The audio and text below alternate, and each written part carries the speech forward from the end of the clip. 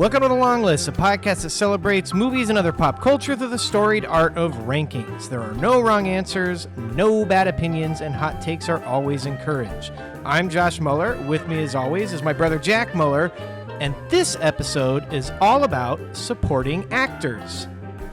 Jack, ever since we started this podcast, oops, I hit my microphone a little bit. Ever since we started this podcast, you were, we got to do a supporting actors episode. So we've been talking about this for a while. Yeah, it was one of the first ones for sure. Yeah. It went through various permutations. Yeah. It's still kind of maybe in a bit of a limbo of how we're going to handle it. 2 minutes before we hit the record button, we were like, are we sure we want to do it this way? So we're going to kind of vibe this out. But basically, we want to shed some light on some of our favorite supporting performances in a movie. And I think in this specific episode, this is a topic, we say this all the time, this is a topic we can come back to, but I think in this episode we're going to be focusing specifically on the Oscars and those who have either won or got nominated, and we're going to be highlighting a couple categories in both. Right. So a quick note on the structure of this episode, and then there's something else I want to get into before we actually start. It's going to kind of, the way we landed on this, it's going to be a pseudo draft sort of style thing. Not really, but what we're going to do, basically, we each have a bunch of supporting actors and female supporting actors in either categories of people who won at the Academy Awards or people who did not win at the Academy Awards. And we are going to be sort of taking turns picking our favorite in each category. So there's going to be a little bit of surprises. It's not exactly the structure where I bring 5 to the table, he brings 5 to the table, and we don't do repeats. But we're going to try not to do repeats because we're going to take turns picking our favorites. Right. So we're actually starting from the top going down this time. Yeah, we're going to start from our number one. And say Josh and I both have the same number one. Well, whoever goes first gets that number one. We talk about it then. Then my number two essentially pick goes to my number one pick. Yeah, exactly. Or selection. Yeah, exactly. So it's kind of draft-esque, but it's not really. It won't be as competitive. We want to say a bunch of names. So, okay, that's how it's going to work. But before we get into that, we are entering Oscar season. I don't really know when this episode's coming out yet. It's probably mid-November when you're hearing this. But we have entered Oscar season. At the point of recording, Oscar season has just started. It's just starting to heat up. A lot of movies have come out. Or a lot of movies have yet to come out that figure to be players in the Oscar race. For this conversation, I want to stick to strictly Best Picture race, the 10 movies that will be nominated. But as we head further into the quote-unquote Oscar season, we have some Oscar episodes planned for, later, early next year when the awards kind of coming up. But we do want to kind of do just a finger on the pulse of what's happening. So, yes. In the Best Picture podcast, or the Big Picture podcast, excuse me, which is a wonderful movie podcast. If you don't listen to it, we would prefer you listen to The Long List, please and thank you. But the Big Picture, they do wonderful work. Yeah, they're great. Yeah. I listen to it every day. Oh yeah, often. Yeah. And they release 2 or 3 episodes a week. It's really good stuff. They have recently done a Big Picture power rankings. I'm going to run right through these. These are movies that they figured, not necessarily their favorite movies, but movies they figure will be the biggest potential nominations in reverse order. And they do it throughout the year. Yeah. And they've just recently re-updated based on their power rankings, based on what we know so far. Yeah, reactions from critics, reactions from... and they, as movie critics, have seen the majority, have been to the festivals and have seen the majority of these movies. Yeah, so it's a combination of their opinion on the movie and what they're hearing about the movie, right. I would say. Yes. Okay, so at number 10, they have Begonia, which is the new Yorgos Lanthimos film. Just came out. I haven't seen it yet. Oh, by the way, I don't think I told you this. Our parents have offered to take the kids up to our cabin the weekend of Saturday, I think actually Friday, November 21st. So this episode Might be after that. I'm not really sure. So maybe this has already happened, but they're going to be gone for a few days right before Thanksgiving. Becky and I are going to put up serious numbers on these movies while they're gone. Well, I have to see 3 of them with our mother based off of the birthday present that I Okay, gave so you're her. going to be behind. I might already be ahead of you. Maybe. I've seen... well, I'll get to them. Okay, so Begonia, the new Yorgos Lanthimos movie starring Emma Stone and Jesse Plemons. Getting really good reviews. I've heard a lot of good things. Jay Kelly, the new Noah Baumbach movie. I know next to nothing about this movie, but other than it's good. Oh, it's about George Clooney is kind of playing a himself figure. He's an older actor. And I know Adam Sandler's in it and delivers a really good performance. right, Adam Sandler is his agent. Yeah, okay, cool. All right. Yeah. And Adam Sandler is very much up in Oscar talks for supporting actor. He certainly is on the nose for this episode. At number 8, we got It Was Just an Accident. That won the Palme d'Or this year at Cannes. And that's all I really know about it. At number 7, we got Marty Supreme, the new Josh Safdie movie with Timothée Chalamet. Looks really good. At number 6, we have Wicked for Good, not out yet. Highly anticipated movie, both by critics and the masses, I would say. At number 5, we have Frankenstein, which just came out. And as of recording this today, it came out on Netflix on Friday the 7th. So you can watch it now. Well, if you have Netflix. I have seen it. I have as well. Oh, good. Watched it last night. Look at that. Oh, look at that. Look at us. We had not talked about that. We had not. Let's table this until I get through the rest of it, because I want to know your thoughts. Yeah. At number 4, we have Sentimental Value, which is coming out soon in select theaters. So I don't know if it's going to get a wide release, but it's a little bit more of an indie film made by the same person that did The Worst Person in the World. Joachim Trier, I think. That looks really good. Yeah, it does. I don't know if you like a good family. My guy drama. Skarsgård. Yes, Stellan Skarsgård is in it. It looks like a father-daughter movie where they're trying to reconnect or whatever. So looks fabulous. Number 3, holding strong from the beginning of the year, is Sinners. Sick. Number 2, another movie that I don't think has come out even in select theaters yet, but it's made the film festival run, is Hamnet, which looks like another total tearjerker. Right. But is getting rave reviews. Basically, Yeah, that one's locked in almost. yeah, totally. And when it hasn't even come out yet. Right. So that's basically the story of William. We talked about it before. William Shakespeare and his wife lose. It's really more a story about the wife, as I understand it, played by. I do this all the time, and I lose the name. Jesse Buckley. Jesse Buckley. Jesse Buckley. Okay, cool. And it's basically about them losing their child and him writing the play of Hamlet. So the trailer looks good. It looks like it's going to be an emotional movie. I'm semi-excited. I'm excited to watch a good movie, but I'm pretty excited. I'm scared about my feelings. And number 1 on their power rankings is One Battle After Another, which we both saw and love. So, Yes.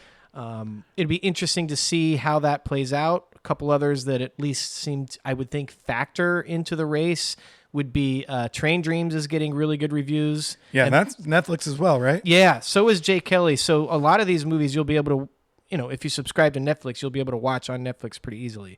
What? Color me somewhat excited that all these good movies are premiering on Netflix. I'm sorry. No, but I know what you mean. it was really nice just being able to put on Frankenstein. I got to be honest, I love going to the theaters, but when you get to the end of the year at this point and so many movies are getting released for the Oscars, it does help that a couple of them are streaming really quickly. And Frankenstein was in 4K. It looked great. Did it? F1, I'm not going to count out. And I'll tell you why. It's not really an Oscar movie, quote unquote. And I really liked it. I don't know that I loved it, but it's an Apple movie. I don't think they have any other Apple movies. They're going to be promoting it hard. And this is my thinking. I could be overthinking it a little bit. The Oscar voting body is becoming increasingly more international, and F1 was really big overseas. So I could see a world where the Apple mega money train and promotion with Brad Pitt at the helm kind of gets on a roll. Yeah, and it's going to get all the technical nominations. Definitely. For sure. Yeah. It's gonna get like 10 like nominations, even if it doesn't get any of the big ones. Yeah. Maybe not 10. Sorry. And then there's a new Amanda Seyfried movie. I think it's called The Testament of Anne Lee. That looks good. There's a few others. Any others that jump out to you? Avatar, maybe. Oh, that's right. Yeah, that's a huge one. Yeah. I still haven't seen the second one. Yeah, it's fine. Right. And but it got nominated. I think that's the point. The first two got nominated. Yeah. So it wouldn't be a shock to me at all if this one got nominated. I wouldn't say Would it be a shock to me at all if it didn't? No, it's not one I'm particularly looking forward to, but when you're 2 for 2 and there's a third one Trailer's coming out. pretty cool. Yeah, it does look pretty good. What do you think?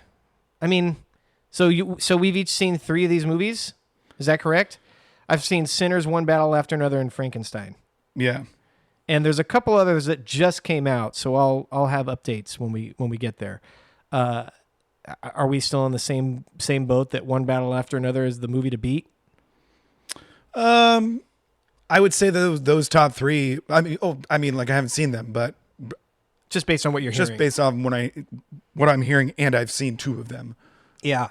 Hamnet does look really good, and it's getting really good reviews. And this shouldn't matter, but it's a period piece. It looks beautiful, the trailer. It just looks like a really emotional movie. I could see in a world where that kind of, if it comes out at the right time and people kind of catch it for a little while. Like One Battle and After Another came out a few months ago now. So, well, and a lot of people have seen Hamnet at this point. I mean, it's premiered in a couple places, so a lot of critics have seen it. Yeah. Yeah. They liked it. Yeah, it's getting really good reviews. Netflix, man, they always get nominations and they haven't got a win. They get nominations every year and they have yet to get a win in Best Picture, I think. What about Roma? Did that win? Oh, it might have. I believe so. Oh, maybe I'm wrong about that. Anyway, well, they have a bunch of movies coming out. They all look good, but, possibly split the vote. Wicked for Good, I think people were hoping that this would be it. I don't know. It seems like there's some good movies that it's up against. Yeah. It hasn't come out yet. Yeah. So that's just a finger on It's the also pulse. a sequel. Yeah. Well, I don't know. Sometimes that works. Yeah. I feel like last year when the first one came out, it got a lot of buzz and everybody was like, yeah, if they do it, they'll do it for the second movie. Right. But now it's up against, all these what appear crazy to be movies. a couple behemoths. Yeah. So, to me, it seems like this is a 3 to 4 movie race. And based on what I've heard, I don't want to just say what the big picture is saying, but based on what I've heard, it seems like they've got a finger on the pulse of this pretty well. Sentimental Value is getting unbelievable reviews, and that's at number 4. I would say it's probably a distant number 4 behind the other 3, having not seen the movie, but we'll see. I'm interested to see what Marty Supreme does. Yeah. Because it feels kind of like an Oscar movie. Yeah. Especially with a big movie star at the helm, and it's a period piece and sports movie. Yeah. So we'll see. All right. Well, what'd you think about Frankenstein? I don't know. I liked it. You liked it? Yeah. I was kind of bumming on Oscar Isaac. I really did not like the voiceover. No, me neither. Really bad. Yeah. His accent wasn't great. No. And I didn't think he was great for a lot of it. But then towards the end of it, I was more along the lines of, I'm really not supposed to like him. And he's like pretty tough character to hang around with for that long. Okay. Yeah. But that's what the story of Frankenstein is. Kind of. Yeah. The guy's going crazy and he treats the monster like shit. Yeah. Thought Jacob Elordi was really good. Yeah. I liked the production design. Yeah. I mean, it felt a little campy at times, but it's Guillermo del Toro. Yeah. I didn't really like the look of the film. I just didn't think it looked good. It looked like a Wicked movie, which I know you really love the Wicked movie. I didn't. I just don't like the look of it. But at least in Wicked, like that's Oz, like it's a fictional place. To me, everything just looked faked. It looked like it was a green screen. I just didn't like it. So that was one thing for me that I didn't really like. And you kind of hit the nail on the head with the Oscar Isaac thing, who I thought was fine. I really, to be clear, really like Oscar Isaac a lot as an actor, and he did have a tough job in this movie. Yeah. But the first, I don't know, hour and a half was his story, and then they switched and told you the monster's story, which I thought was far better and far more interesting. And I was just like, man, we could have cut out 20 minutes here or there in the beginning, in the first section. I was just like, I just didn't really like the first section of the movie. Loved the second section of the movie. And then there were a bunch of, I don't know. I mean, maybe I don't want to be too critical. I feel like I was a little too critical in my review on Letterboxd, to be honest. But then like there was a lot of just like dialogue and lines that were said that were just like really on the nose. Yeah. And it was like 2 hours and 15 minutes into the movie. And then it's like, you're the monster to Frankenstein. Yeah. It's like, yeah, we got that like an hour ago. Right. That's not new news. We got that in the first hour and a half that we hung out with this dude. Right. And then there were a few lines said by Mia Goth. It wasn't her fault. This was just a dialogue that was written that there was 2 times, I can't remember what the lines were, but I would like rolled my eyes and looked at my wife as she said it. And she was like, give me one of those looks. But I thought the ending was fairly poignant. And again, maybe a little on the nose. And like I said, I really like the section in the middle of the movie, especially with the guy played by Walder Frey, the blind guy. Like that stuff was great. That whole section was incredible. Definitely the best part of the movie. Yeah. And it wasn't like scary at all, which I was a little disappointed by. I wasn't. I don't know. Maybe I was just kind of more relaxed watching it, and I felt a little less critical. And at first I was kind of critical. I was watching it with my buddy Drew, so it was nice to kind of be able to like talk about it here and there. And we were like joking around a little bit about stuff, and we took a break right at I didn't see it coming, the part 2, now you're gonna get the monsters story, and we were like, ooh, perfect place to take a little break. And then we kind of like talked it out, and I told him, I was like, yeah, I'm not really feeling Oscar Isaac. And he was kind of said my perspective. I just said, it's like, I don't know if you're really supposed to. And I don't know. Well, I think there's a difference between not feeling the character and not feeling the performance. You know what I mean? Like, well, but then I did feel at that point that it shifted. Like in the first part, I was not really enjoying the character and the performance. And like I said, the voiceover. And then when it shifted, I kind of liked the performance more because he had gone full like insane at that point. Yeah. So yeah, I definitely had a lot of flaws, but I was kind of pleasantly surprised by how entertained I was. Oh, okay. That's, yeah. I mean, I didn't hate it. I don't want to make people think that I hated this movie. I just didn't. There were a lot of things I didn't like about it, and then a few things I really liked about it. So I think it's certainly a movie worth watching. I think some people will really gravitate towards the story, and some people won't. I had also, really thinking about it, had never seen like a true Frankenstein. Like I haven't seen the original. I've seen Young Frankenstein, which is like a spoof on it. And have seen, like I understand the story. I've seen a lot of clips. I've seen parts of things here and there. But I don't know if I'd ever seen like a true Frankenstein full-length movie. So it was honestly like, and I'm guessing it was pretty accurate. I kind of meant to look it up. I'm guessing it's pretty accurate to the book. Fairly accurate. It was. Have you read the book? No. Oh, I've read the book, and there were a lot. Like it was definitely trying to tell like. In the classic Frankenstein monster movies, he's kind of just like a zombie, right? Like walks around. That's not what it is in the book. So they were trying to kind of tell that side of the story. But for instance, in the book, the monster is much more sinister, and we don't really get any of that in the movie, which is fine. That's Guillermo del Toro's feeling on it. You are the monster. You kind of just hit the nail on the head with that line that the brother says to Oscar Isaac. And they're kind of taking all blame away from the monster. But in the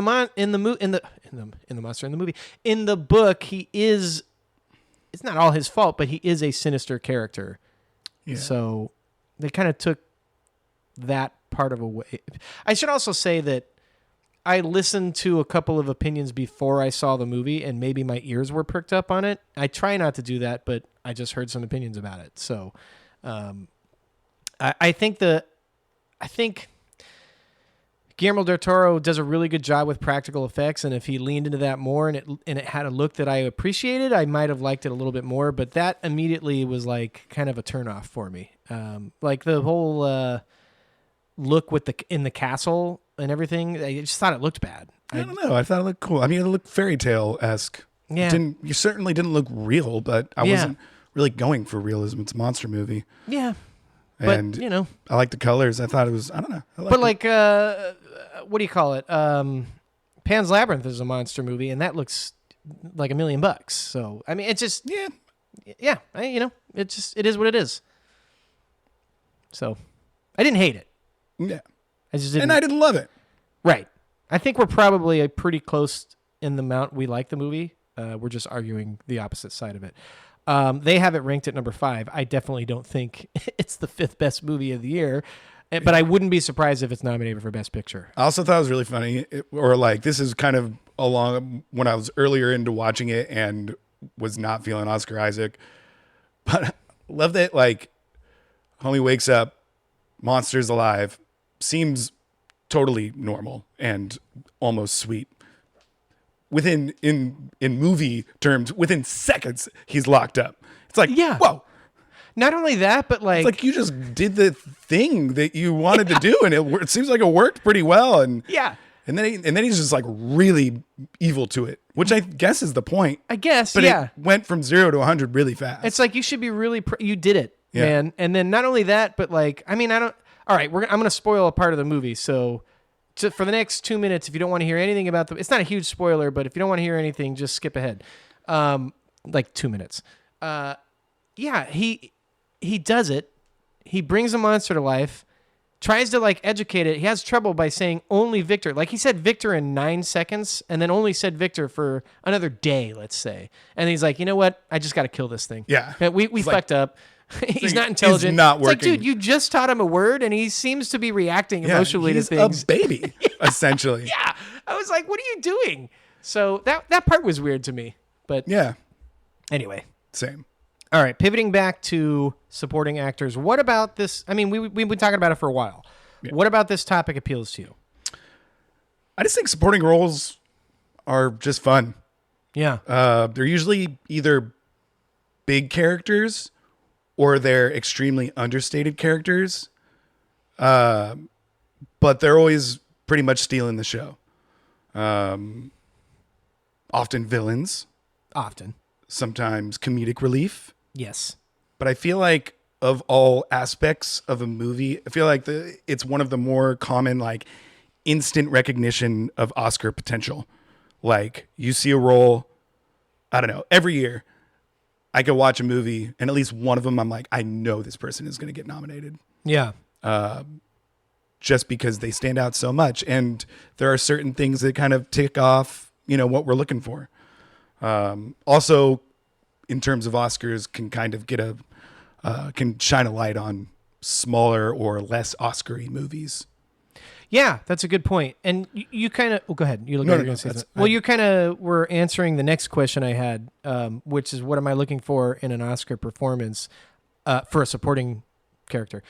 I do think it's very often a loud performance somewhere where, you don't get much screen time. They're going to let this person cook for a few minutes, and they stay with you.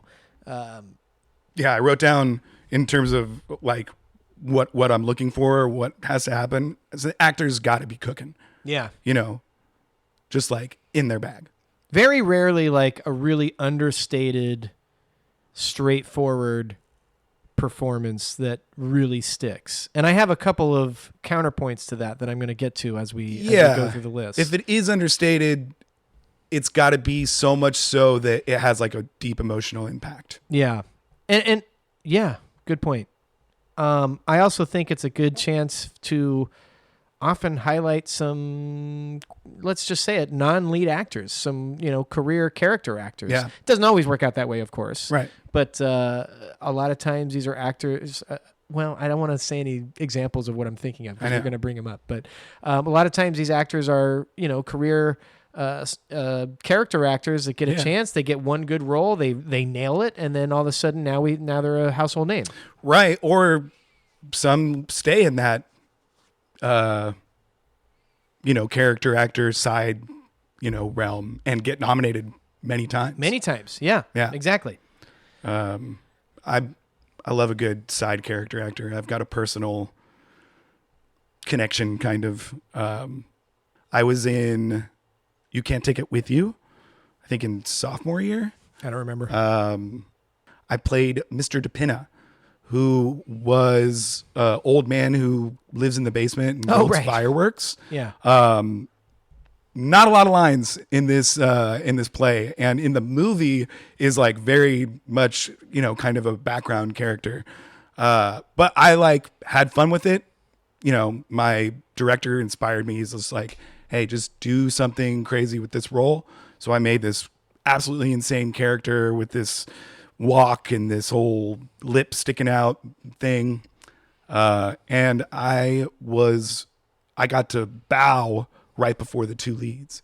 Like I came out in character and then broke character and bowed right before the two leads. And it was really cool. That's awesome. Felt That's good. really cool. Yeah, I most of my high school acting performances were supporting roles. Same. And I do remember very specifically, we were doing a play called either Tartuffe or The Imaginary Invalid. I don't know. It was one of the Moliere plays. I didn't understand the comedy because it was like translated from French and it was really old. It was like almost Shakespearean style old. And our director had to like explain things so over and over and over again why this is funny. And I just didn't get it. Right. And so I remember I had, in one of the plays, I had like a bit to do.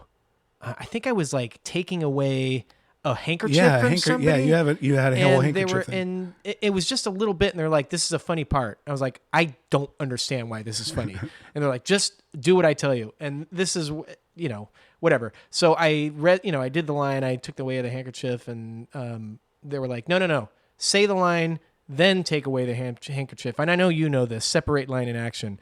And it's funny. And I was like, okay, whatever the fuck. I don't even know what you're talking about. And I did it on opening night. I said the line, I snapped the handkerchief away, and I got the hugest laugh. And I was like, what is happening? And then everybody after the show was like, oh my God, your scene was the funniest scene. I was just like, I don't even know. So that's like the power of a supporting character. I didn't even know what I was doing. Yeah. I just followed the director's lead. Yep. I'm just going to It trust worked. it. And it worked. And it was fun. And it got the hugest laugh. And we laughed. And we laughed. And so from there on out, I just knew what to do on all the other shows, and that was going to be huge. You got to laugh every show. So anyway, that's a really weird behind the scenes actor story.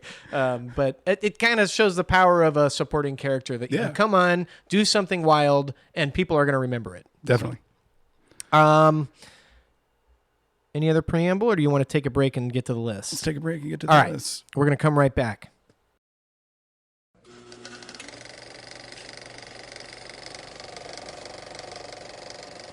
All right, we're back.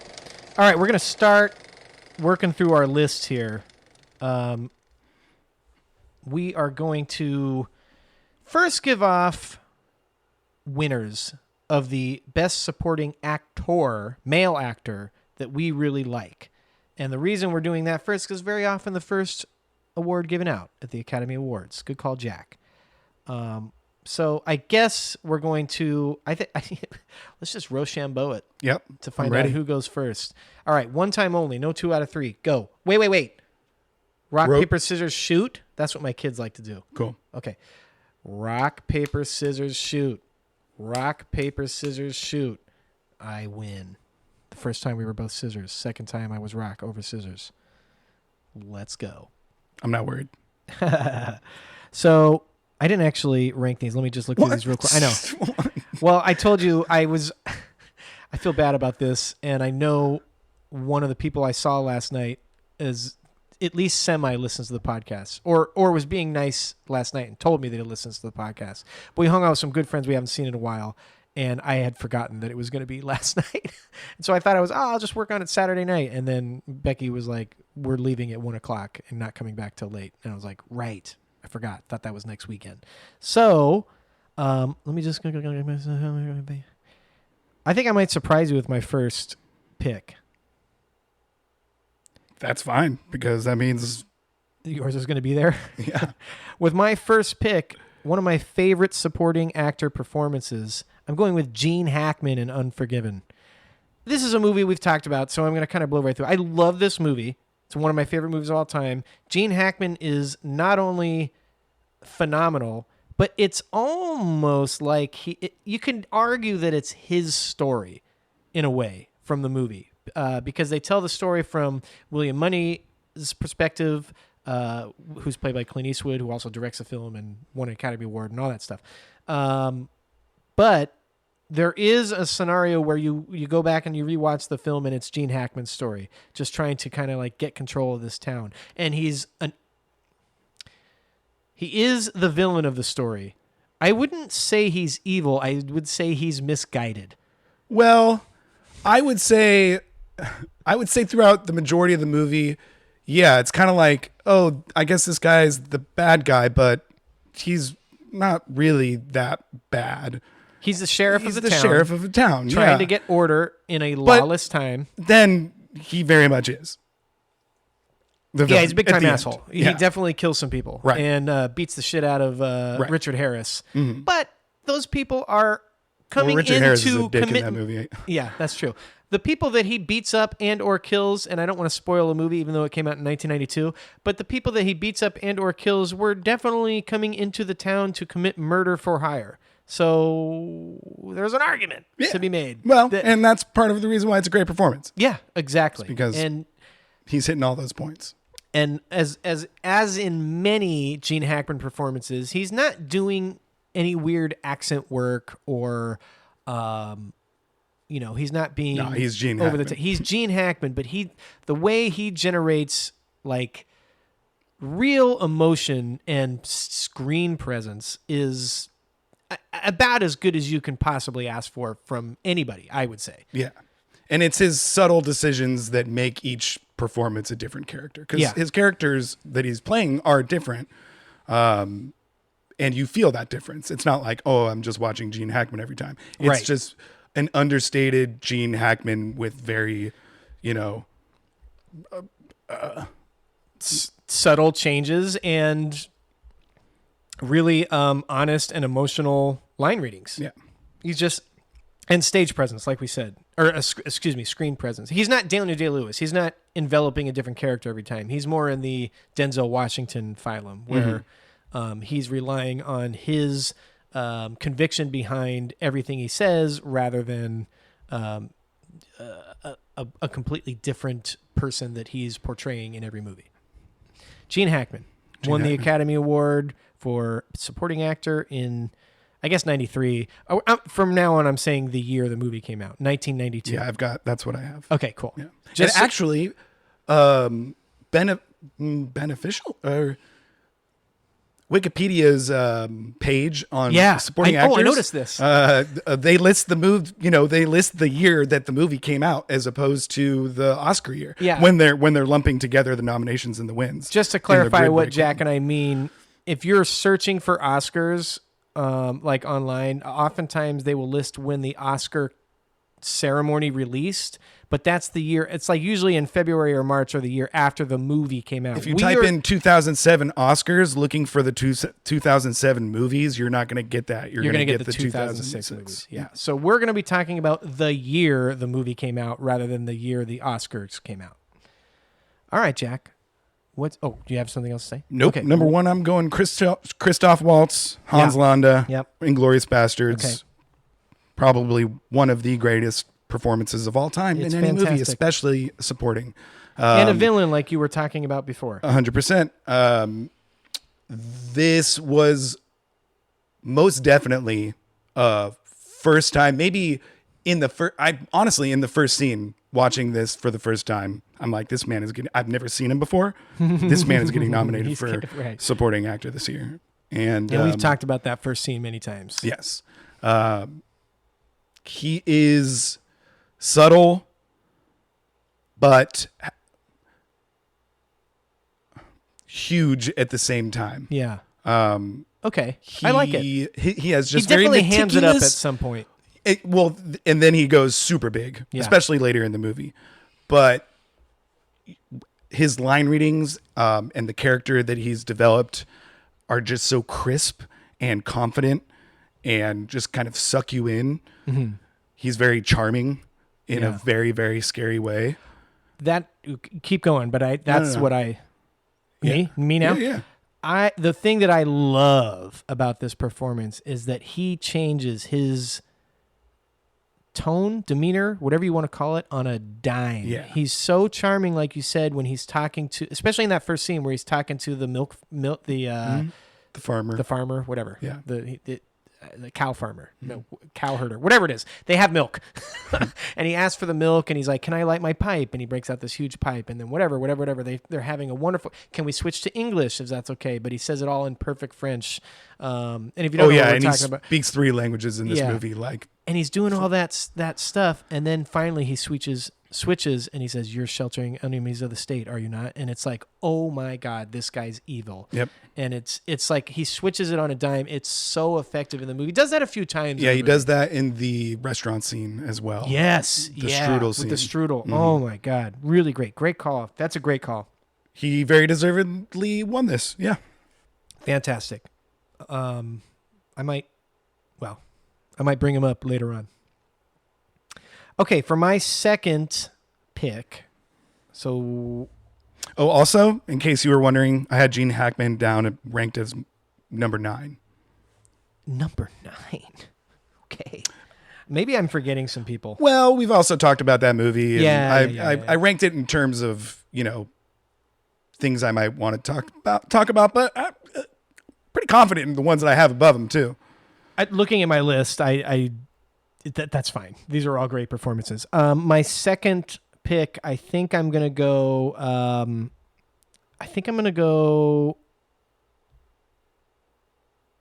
got to do it. Got to do it to him. I'm going my guy Mahershala in Moonlight, Oakland's own. Really understated performance. This is kind of the opposite of what we were talking about, where he's not really going for it like a lot of actors do in supporting performances, like Christoph Waltz. He is, I hate to use the word again or the phrase again, but he's really relying on his screen presence and his ability to convey emotions very subtly. It's a great performance. Plus, he's from Oakland, and I love that. And he steals the movie. I Yeah. mean, like it is understated, like you're saying, and subtle, but it's totally stealing. You the walk movie. away Like, thinking about Mahershala yes, Ali. right? And part of that is because of the structure, because they have different actors playing each character, the main character in each section of the movie. So there's that part of it. That's a really well written character, though. Yeah. Yeah. That's also one of the things, the only thing I don't really like about that movie is that first section with Mahershala Ali is my favorite section of the movie. And each section you get, there's 3 main chapters of the movie, and each one you go through, I like them less and less. That's a minor thing. I love that movie. But Yeah, I don't know why I thought it was the second section. no, it's the first section. Because he's a kid. And then we talked about it, but that scene in the water where he's holding the kid in the so ocean is good. just like one of the best scenes of the 2000s. It's so good. Yep. So Mahershala Ali, Oakland's own, we love him. 2-time Academy Award winner. Yep. For this category. Yes. I had it. I had him down number 3. Nice. Well, give me your number 2 since I didn't take that. Number 2, Heath Ledger. I figured that would be Joker. number 2. Yeah. Just one of the most iconic characters ever developed. Yeah. Heath didn't have to go this deep into it, but he did, and really paid off. Sticks with you forever. Well, I mean, we're both Batman guys, especially we're both Joker guys. Yeah. But like I'm saying, I didn't even need it to be this good of a Joker, and I would have still liked it. We would have been in anyway. Yeah. It's one of the, well, you kind of said this. It's one of the most memorable characters. Like, it's hard. We grew up, I'm starting 17 sentences because I'm thinking about this so much. We grew up with the Tim Burton Batman. That was a little bit before your time, but you still grew up with it.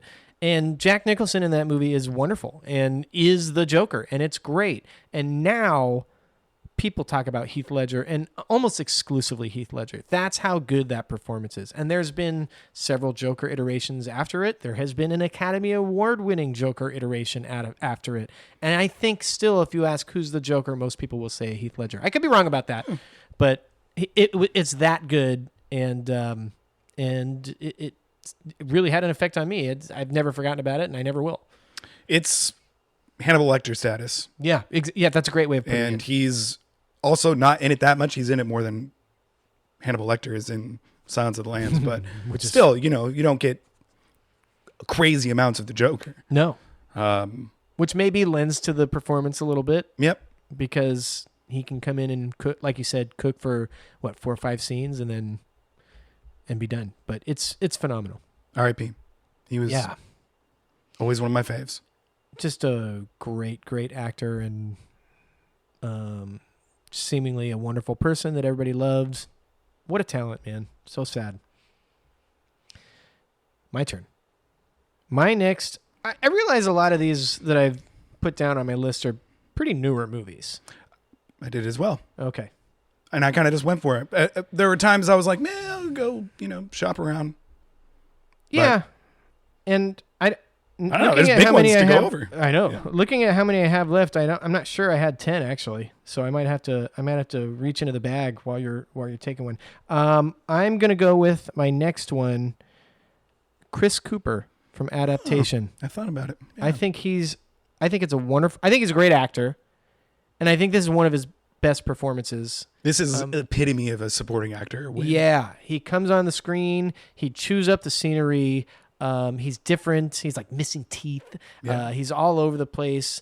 It's kind of one of those like where he has a big boisterous character, but also there's little moments where you see the emotion behind it, and he lets it come through. And it's a masterful work. Yeah. Meryl Streep's in the movie. Nicolas Cage is wonderful in the movie. I do all of them got leave nominated. and I do leave that movie thinking about Chris Cooper the most, which is crazy because Nicolas Cage is wonderful and is playing 2 parts. Yeah. And Chris Cooper is like, if there wasn't the whole Nicolas Cage part, he'd be the main character. You know what I mean? He could be a main character in his own movie. He could be a lead actor in this, Yeah. He's obviously supporting, but It's a great movie. yeah, so good. And he's funny and he's scary and yeah, like you said, emotional at times. It's really good. Yeah, it's and a really wide-ranging performance for not much story just gets time. wild. It's just crazy at the end. Crazy. I love that movie. Mm-hmm. For my third selection, got to do it to him. Do it. Javi Bardem. Yeah. Anton Chigurh. Yep. Another villain. Yeah. Doesn't it? I mean, another iconic performance. So many iconic performances in the supporting character. It really is. It's a fun thing to do. Yeah. This is probably why you wanted to do it for a while. Yeah. I mean, he is terrible. You've never seen a guy like this before. It's a crazy character that's totally unhinged, and you never know what he's doing. You don't know what rules he plays by, which is kind of the whole point. And he's just he's just got some moments where he strangles the dude. Yeah. The look on his face is Oh just my God. gnarly. And he doesn't have a huge range in his performance other than like that moment and a couple other moments. But he inhabits this like unrecognizable thing to most people so crazy well. I think I read somewhere that there was like a psychologist, like they interviewed a bunch of psychologists and were like, yeah, this is the most accurate depiction of like a psychotic person that's out there I believe that. in this movie. So this is a little bit different about what we're saying about, a big, boisterous, crazy, get to do a bunch of stuff part. But this guy is just the character, this villainous, evil character throughout the whole movie. And he does it so well that he's like a machine almost. Right. And it's terrifying. The biggest thing he's doing is just kind of embodying this symbol of evil as opposed to like having big acting moments. Yes. It's just that's a perfect way to say it. Look at him. You're not thinking of Javier Bardem. You're not thinking of anybody else you've ever seen. You're not even thinking that you're watching a movie. You're just like locked in. You can't look away. Javier Bardem's a great actor, and I'm loving that the fact that he's kind of entering the part of his career where he's, I don't know, maybe trying to get some paychecks, but he's in all these big movies now, and he's just like showing up for like a third of the movie, and he's great in all of them. Right. He's just like one now. I mean, he used to be a lead actor in foreign films and an early part of his career. Now it just seems like he's showing up, having a blast, and I love seeing him in all these movies. Yeah. It's great. Yeah. Shout out. F1. It's so good. All right. For my fourth pick, we're on number 4, right? I just did my third. And I went first, so I'm on number 4. Copy. Right. I'm going Cuba Gooding Jr. from Jerry Maguire. Wonderful performance. And this is more in the mold of what we were talking about first. A big, boisterous performance. He's not in a ton of the movie, but when he gets in there, I'm sure the director, which is Cameron Crowe, said, just go for it. Like, really go for it. And it's a great character in a great sports movie. And he is just, you can tell, having a blast. And he's got some iconic scenes. Show Me the Money. He's got the scene where he's in the bathroom and he's air drying. Air dry. And I literally think when I first saw that, I never stopped thinking about that. Yeah. I was like, air dry. Yeah. Good point. That's a flex. Yeah. And then he's got the scene at the end of the movie where he finds out that Jerry Maguire got him his contract. Like, he's on some like talk show or something, and he's like, "I'm not going to cry. You're not going to get me this time." And then he finds out he got the contract, and he has a really good poignant, which is different from the rest of the character and throughout the whole movie. Really good poignant moment, and he cries on camera, and it looks real and it's wonderful. It's just a great performance. Cuba Gooding Jr. has a really interesting career. But in this one, he absolutely deserved the Oscar, and I thought he was fabulous. Yeah, 100%. They're also all feeding off of each other in that movie because all the performances are really good in that one. Yeah, Tom Cruise is really good. Maybe should have won himself, to be honest. I'd have to look at the list. It's a different pod. Going Tommy Lee Jones. Yeah, I figured you would.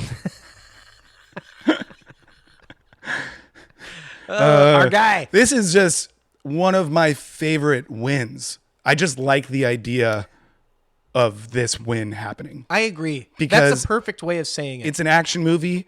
It's not like, I almost want to say it's just not like the craziest acting performance of all time. This is exactly how I feel about it. You're taking the words out of my mouth. It's just, it wouldn't feel like it needed to get nominated for until it happened. And then it's like, yes, that did need to happen. Yeah. He's so good. It's the most, Tommy Lee Jones performance ever. Yes. Yes. And honestly, he might come up again. He's won. He's like Ed Harris. Yeah. He's just always getting nominated for supporting actor. Yeah. They love him. And hams it up. And he's, the movie wouldn't be as good without him. I totally agree. And I don't even know if that's on the page. I guess it probably is. It's a well-written movie. It's a well-written part. Definitely. It's actually going to make this point earlier. I feel like supporting actor characters either need to be written very well or they need to be like minimally written in kind of a shell of the character to like let the actor fill it in. Yeah. But it certainly can't be a poorly written, which I guess you could say about any. I guess, yeah. I know what you mean, though. But yeah. If you're going to make your mark, it either has to be written really well or you need to be a good actor who can, make something of it. Right. Completely agree. When you watch the movie, he does stand out. Like, it's a fun part. He's clearly having a blast. There's not a ton of range in the performance. Yeah, true. And it doesn't, like... I mean, we've grown up knowing he won the Academy Award for this performance. Exactly. But if we didn't know that and we watched it for the first time today, I think I would be shocked that this man won for the Best Academy Award for supporting actor. And I'm not trying to say he didn't deserve it. I'm glad the Oscars recognize him because there are more to things than just being able to cry on screen or being really scary or whatever. He has a certain charisma in the role that you absolutely need for the movie, and he's the perfect yin to the Richard Kimball Yang, and it's wonderful. But it is kind of funny that this is the one that won the Academy Award It's the only Academy Award category that could do something like this. That's Yeah. why I love it so much. That's it's great. just like, it's almost like people appreciate, like this was a huge movie, huge blockbuster.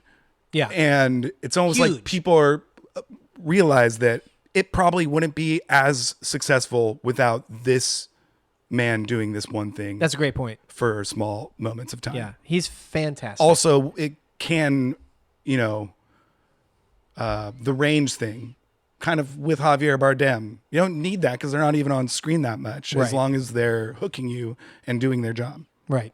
It's really, really good. All right. For my last one, I'm surprised this got this far. I didn't necessarily pick them in order of which ones I think were the best. Just kind of wanted to shout out some people to talk about them.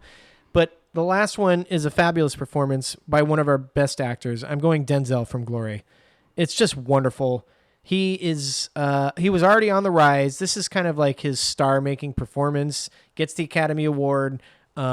Incredible screen presence in that movie. I keep saying that word. Has the scene where he's crying when he's getting whipped. It's a beautiful performance, and he's fantastic, and has since won the Academy Award for Training Day. Probably should have won for Malcolm X. He's one of our best actors. This is kind of the first instance of when he's getting truly recognized, and he should have it. It's wonderful. I would have mentioned him next if you had not. Okay, there you go. So I wrote down 13. Okay, let me hear it. So I'm kind of like, ooh, do I? We'll talk it out. We can talk it out. Yeah, maybe I'll talk it out after actually making the pick. Okay. I'm going Alan Arkin in Little Miss Sunshine. Oh, I thought about it. Love Alan Arkin. Yeah, he's great in that movie. And it was a little bit of we got to give Alan Arkin a Academy Award A little sort of bit, thing. but that's okay. He's pure Alan Arkin in that movie, and Yeah. there is a lot of range in that role. He's grumpy, he's sweet, he's hilarious, and yeah, I just remember that movie was the thing at the time. Huge indie film. It was a big thing. And his role was one of the reasons why Little Girl got nominated for supporting. Very as well. early Paul Dano too. Early Paul Dano. He's great in it. He is. Also, shout out to colorblind people. That was one of my first times good point. being represented on film. Yeah. I forget which movie we were talking about earlier, but I do feel like you walk away from that movie thinking about Alan Arkin's performance. Yeah. He's really good in that movie. Yeah. Yeah. Want to hear my other ones? Yeah, sure. Throw them out there. I wrote Joe Pesci, Goodfellas. Yeah, thought about it. Really good. Troy Kotsur, Coda. I have not seen Coda. It's phenomenal. Yeah, He's really okay. good in it too. There you go. Might come up on the other pod we're talking about later. Okay. Christian Bale in The Fighter. Yeah. I haven't seen The Fighter in a long time. I and didn't feel right I about haven't- picking it. I haven't either, but I remember him being the best part. Yeah, he was really good. Really good. Robert De Niro. Vito Corleone. Oh, yeah. Jack Palance.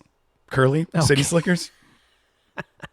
That's just another example of just, I love that they They love did that it. they did that. Yeah. Did City Slickers get nominated for picture? No, I can't imagine it did. Just seems like a fact that, No, I think that was another one of like, this guy's been in movies for 50 years. And he was good in this, and he's old. Let's give him an award. Anyway, there you go. there you go. That was fun. Mm-hmm. Okay, now we're going to pivot to actors that did not win the Academy Award that we think either should or at least deserve a shout out. Yeah, I didn't totally pay attention to, I didn't really think about whether they should have beat the person who won. I thought more just about shouting out. Okay, that's good. I mean, I did, but Cool. that's fine. No, that's good. We'll get some different answers. Why don't you go first this time? Oh, okay. Or do you want to rock, paper, scissors again? Could be fun. Well, it could be, but I don't know that we chose all the same Yeah. people, so I it's don't know fine. if it'll be as interesting. We'll do it again for female actors. Number one, I'm going Samuel L. Okay. He definitely should have won. Yeah. Yeah. This is for Pulp Fiction, 1994. That was number one on my board, Jack. Of course. It's probably the biggest travesty Martin of the Landau. Oscars. Yeah, Ed Wood. Good movie. Yeah, I Good guess I saw it performance. once. Didn't like it that much. I feel like he might even have already won too, which is another reason why that's crazy. I could be wrong about that. Doesn't matter. It's just Samuel L. was better. bad job. Yeah. Bad job by the Great Academy. performance. Iconic character. Absolutely cooking. Just That is a tasty burger. look at the big brains on Brad. I don't remember asking you a goddamn thing. We could do a podcast Yeah. just of Samuel L. God. Jackson's quotes from Pulp Fiction. Yeah, it's great. I didn't even. Do you want to vamp on it? No, he's fabulous. It's one of the best performances. I mean, talk about screen presence. He's one of the most memorable performances in the last, 50 years. Yeah. So wonderful. Okay, for my first one, I'm going to go Sylvester Stallone from Creed. The winner for that year was Mark Rylance from Bridge of Spies, which is fine, I suppose. And apparently, Sylvester Stallone's been a big dick to everybody for Yeah, for it's a miracle he got 40 nominated. years. So, But he deserved it. yeah, he Obviously. deserved to get nominated. He probably deserved to win, probably deserved and to he win. won all the awards up to that when it was like actors voting on the awards or whatever. But once they invited the whole crew to start nominating who was going to win, if you're a dick to everybody for your whole career, they're not going to award you for it. So anyway, he was wonderful. It's a great performance, but he didn't win. Mark Rylance won, who kind of a Didn't make forgettable- our list No, of no. winners. did not. Kind of a forgettable performance. So, okay, what's your next movie or performance? Tom Cruise, Frank T.J. Mackey, Yes, sir. Magnolia. You got the Michael Caine won for Cider House Yeah. Rules, which is a good performance. Yeah. But he already had an award. yeah. And he's not to the level of Tom Cruise. No, it's the Frank T.J. Mackey character is amazing. He's doing the most Tom Cruise stuff for the best reasons. Yeah. Yeah. He's very Tom Cruise, almost to, commenting on kind of potentially his vibe. I don't know. Yeah. Especially at that time. But he's just a total dick. To our point, he's the memorable person in the movie. I Yeah. would say if you have to pick one. 100%. And it's a true You could call ensemble. him the lead, Yeah, you could. and his performance in the last scene of the film, or his last scene in the film, is incredible. I've just never seen him do that. Yeah. Really, really good. Yeah. He's great. Range in that one. I've seen somebody. I think it's Sean Fennessy from The Big Picture that we've already mentioned. It said that he should have 3 Academy Awards. This, Jerry Maguire, and I forget what. Maybe Born on the 4th of July was the third. Did he I not don't- win for Born on the 4th of July? He has not won an Oscar. Okay. Then Born on the 4th of July should probably. I think that was My Left Foot, Daniel Day-Lewis. So tough beat for our guy Tom, because that's a good performance. Yeah. Is it my turn? Yes. Okay, I'm going Ken Watanabe from The Thought about Last it. Samurai. Winner that year was Tim Robbins from Mystic River, which is a good performance. It's a pretty good performance. Not trying to. Pretty Tim Robbins-y performance. Yeah, Just being a weirdo. Ken Watanabe is the guy that I remember in that movie. He's wonderful. He's got great range. He's very lighthearted and like jovial throughout most of the movie, but then gets super emotional at the end. It's just a great performance. He chews up the scenery and it's wonderful. That movie does have some problems with the white savior You love that aspect of movie. it. I do. I love that movie I like it a lot unapologetically. too. Yeah. You know what I think the big problem is that they called it The Last Samurai and put Tom Cruise on the poster. This is my take on it. And to be fair, I've heard other people say this. Last Samurai is a plural term. So I think the movie's title is referring to the last band of samurai warriors, but when you put Tom Cruise on it in And a call movie it The set Last and call it The Last Samurai. And it's already like kind of a white savior movie, so it doesn't Yes. really have that going for it. Yes. Even if it was a different title, it could still be a little like, okay. Yeah, no, I totally agree. So I think that's like the biggest issue that people have, and I don't blame them for having it, but it's a very good movie. Problems aside, Yeah. It was a good conversation. it was a good conversation. Yeah, really fantastic. Ken Watanabe's great. All right, man. How many more do I have? I don't know. 3. I'm running out of people. I don't think I wrote down 10. I might have to go rogue on this Man, one. what did you even do for this pod? I told you I forgot I had plans late last night. I got 4 I want to talk about. Wait, how many of you did? I've done 2, so I only have 3 more. But I'm saying I have 4 that Man, I I would gotta like to get talk about. 3 more out of this. I only have 3 more written down. Don't worry, I'll be fine. Well, you can have one of mine. No, You no, actually no. might already have one of mine. So I'm going Ian McKellen, Gandalf. Oh, That's just another nominee. I just love looking down the list and being like, fuck yeah, Ian McKellen, Gandalf got nominated that Sir year. Ian McKellen. Sorry, Sir Ian McKellen. And the winner was like, hang on, I got it pulled up. What was that? I got 2002? it right here. No, I'm gonna get it first. Yeah, Jim Broadbent, our guy from Harry Potter, but but still, I've never seen Iris. Nobody cares. Give it to Ian McKellen. Yeah, man, give it to Ian Iconic McKellen. performance, iconic character. He made Gandalf. Yo, yeah, it's fantastic. Shadowfax, man. All right, who do you got? I'm gonna take someone from the same year. And your face just got really serious as you look back down to your notes. I'm going to take Ethan Hawke for Training Day. Yeah, that's a good He's fantastic. I mean, Denzel steals the show, but Ethan Hawke does a pretty good job. They keeping play up off with each him. other, It's yeah. wonderful. And we've talked about the movie. I don't For want as to crazy as Denzel is, you're going to need someone to react to that in a proper way. And Ethan Hawke does. Exactly. He's great. And we've talked about that movie recently on this podcast, so I don't need to hammer it home. But that's a great performance. 100%. Good pick. Jim Broadbent. I actually haven't seen Iris, so I feel bad. He's also, like you said, Professor Slughorn and the best character in the He's movies. great. Give him that award. Yeah, that's what he should have won for. Yeah. Fantastic. All right, what else you got? I got Thomas Hayden Church. Sideways. Oh, I thought I had that written Jack Cole. down. Well, Yeah, that's I think I just forgot to write it see down. who. Sideways was like early 2000s. Morgan Freeman, $1 Million Baby.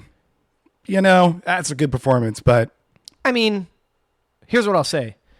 I like Thomas Hayden Church better than I like Morgan Freeman in the $1 Million Baby. But there's Morgan Freeman doesn't have another Academy Award and deserves an Academy Award. So yeah, tough beat. Definitely. But we're not. That's not what we're doing in this exercise. right. Thomas Hayden Church is amazing in Sideways. Yeah, he's absolutely really good. hilarious.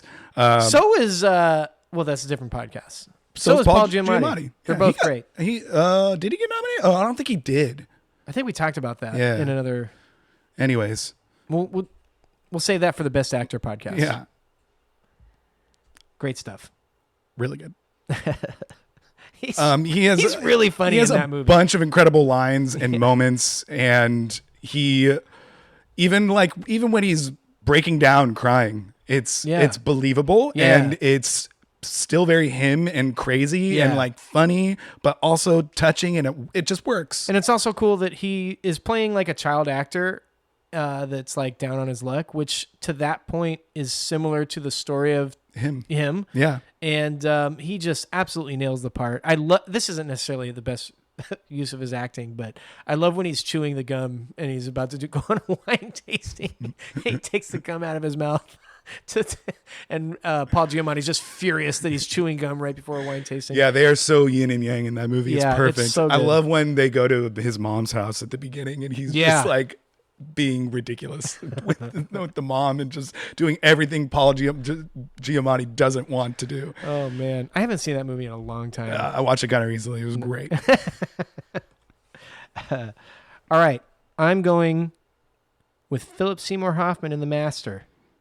Christoph Waltz for Django Unchained won. Here's my take. It's a great performance, but it's not crazy dissimilar from It isn't. from the Inglourious Basterds. I remember at the time, because I loved Django, I was like kind of rooting for Christoph. Yeah, and that's not bad. No. But now looking at it, I'm like, probably should. It's another Quentin Tarantino movie, and he's doing very similar things, Very albeit similar. he's not a villain in this movie, so I Yeah. guess you could say that. But he's Christoph Waltz is great in the movie, but Yeah. it's kind of watch, repeat. It rinse, is. watch, rinse, But it repeat. is also impressive Yeah. that you're getting kind of the same character and feel totally different. But it's also kind of just like a natural relief being like, oh, I liked him so much in that first one, but he was so evil. Yeah. And in this one, Yeah. you like him again and can just enjoy him because he's a good guy. Yeah, exactly. So Philip Seymour Hoffman, though, I guess we should talk about yeah, that. yeah. Fantastic in The Master. Really almost like a dual lead with Joaquin Phoenix. They're both wonderful. They both play off each other great. It's those two at the head of the helm. I would say all the acting performances are really good, but those two are carrying the ship, and it's wonderful. He's fantastic. Hilarious, just bizarre. Fuck. Yeah. Hella good lines. Yeah. What number? Hal Holbrook Oh. in Into the Wild. Okay. Yeah. One shot. What am I looking for? One stop shot. One punch machine gun? One punch machine gun, man. In and out of there. My guy's, I'm balling. I've only been around with him for 10 minutes in this movie, and I'm balling by the end of it. I guess. He is great. Love him. Sweet old man. Yeah. He's a great actor. He is a great actor. Yeah. Who is he in? He's in Lincoln. Lincoln. Yeah, that's what I'm thinking of. Which is after this movie, which is like, and kind of a bunch of years after this movie. And when I'm watching Into the Wild, I'm like, this guy's on his last leg. And then but I think, it was acting. Honestly, like if he's 10 years down the line, still the same, he's pretty sharp in Lincoln too. Oh, yeah. Yeah, it's great. I'm a big fan of Into the Wild. And I know you honestly, are. this swing in the movie, this few scenes in the movie are one of my favorites. I honestly don't remember. He runs into him and takes him into his home and becomes like a quick mentor for him. And there's the inspirational scene when they're running up the mountain and he's like, you can't run. I can go. And then he gets all tired, but like he goes pretty far up the mountain. It's great. It's a great performance. Yeah. I'm kind of going against what I did before because I'm going to choose another person from the Mark Rylance debacle. My guy from my movie, Mark Ruffalo from Spotlight. It's fantastic. It's pretty good. He might not even be my favorite performance in that movie. No. This is still, for the record, for those listening to the podcast, this is still not the time to talk about Spotlight. I think I mark him as number 3 in that movie. I probably would too. Wait, behind who? Behind Certainly Michael Keaton. Yes, and Liev Schreiber? Yes. Oh, okay, great. If we're doing both male and female performances, I would put him behind Rachel McAdams too. I think she's great. And very subtle. Of course. I kind of was talking in terms of being yeah. nominated for this. I think Liev Schreiber is phenomenal. Might be the best in the movie. I agree.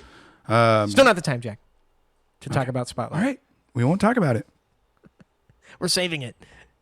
But like if Liev Schreiber had been nominated instead of Mark Ruffalo, I would have mentioned him already in this list because I'd be like, I love the fact that he was nominated. Would you consider choosing this one?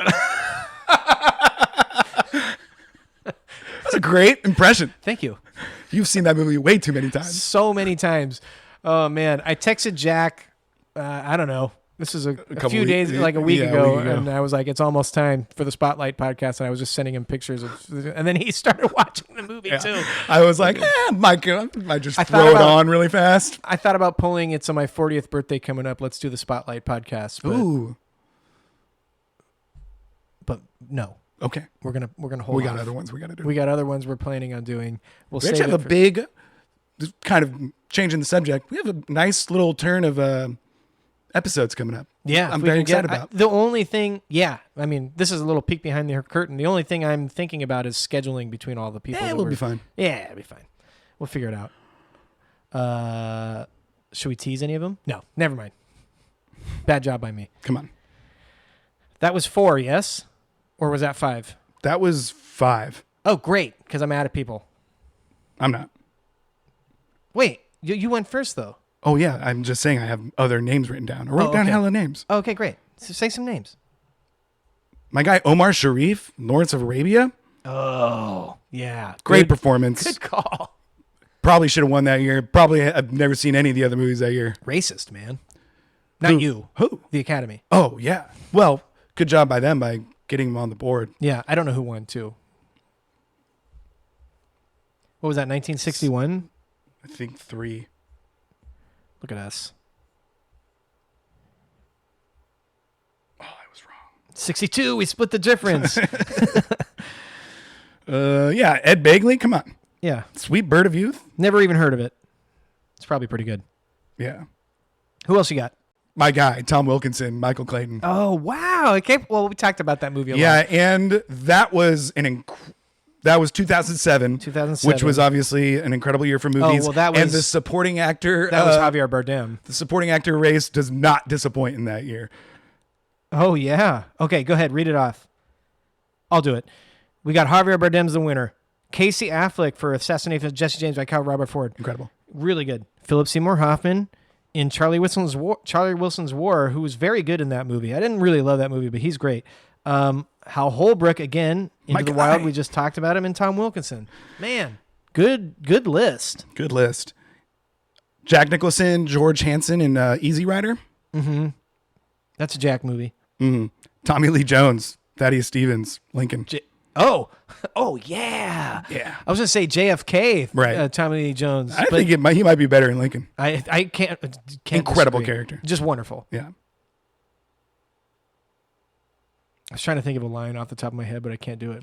Sniveling. I don't know what he says. He's just constantly calling people ass and like great. Bad words. It's great. Most of the lines I have committed to memory are Lincoln lines from that movie. So, 2012, Django Unchained, Christoph Waltz, Alan Arkin, Argo. I fucking hate that movie. No. Robert De Niro, Silver Linings Playbook. Never seen it, actually. That movie sucks, but he's really good in it. Philip Seymour Hoffman, The Master. Yeah. And Tommy Lee Jones, Lincoln. Yeah. Good stuff. All right, why don't we take a quick break, and then we'll head in and we'll do the female characters. Yes? Yep. Okay, great. We'll see you in a bit.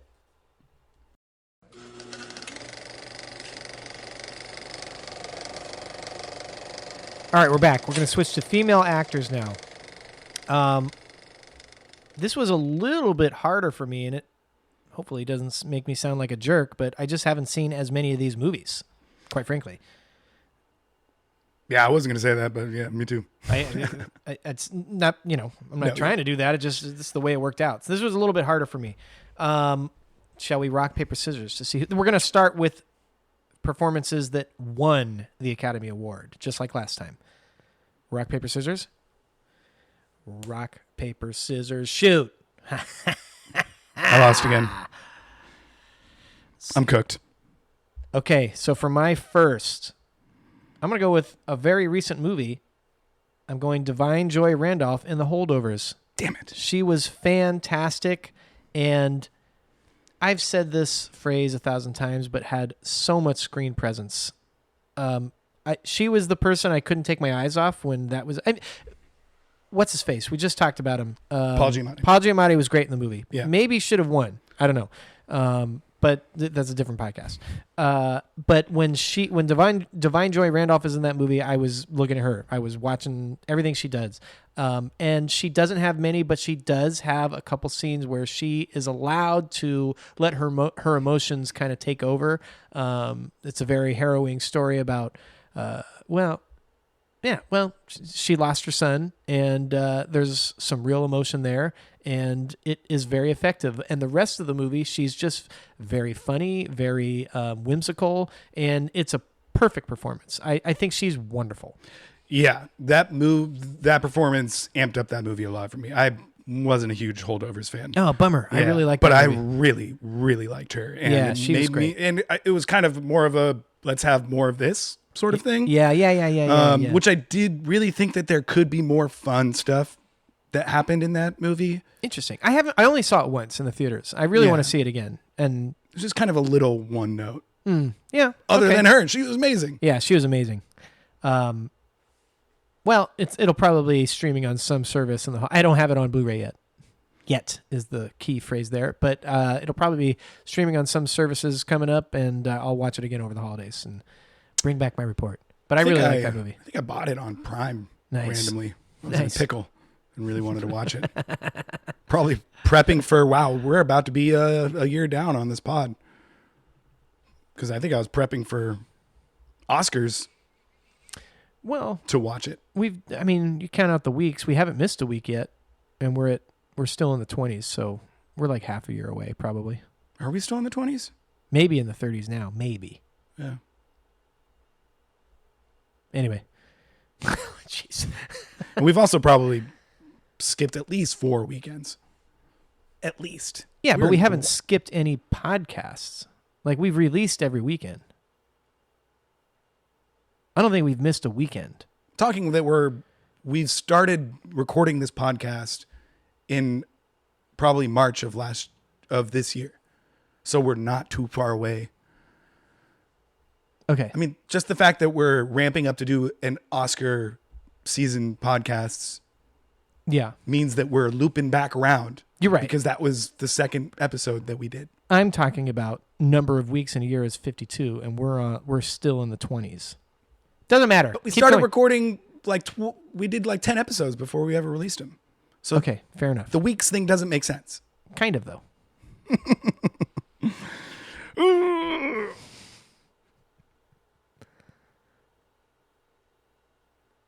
I'm going Do it. Lupita Nyong'o. Damn it, that was my number 2. 12 Years a great. Slave, 2013. Absolutely phenomenal in that movie. She's always great in every movie. She really is. And whether it's something like this in which she needs to ramp up the emotion to 11 and the amount of emotion or, the amount of things that she has gone through that she needs to convey Yeah. down to like her more subtle roles, she's always great. Yeah. Could never take my eyes off of her. I wouldn't say this is like a quote unquote screen presence performance necessarily, but she does that too in things like Black Panther, where she's just awesome in the movie. But She's got some screen presence in this. That's not what I'm saying. I'm saying like she's not relying on that. She has a lot of stuff to do in the movie.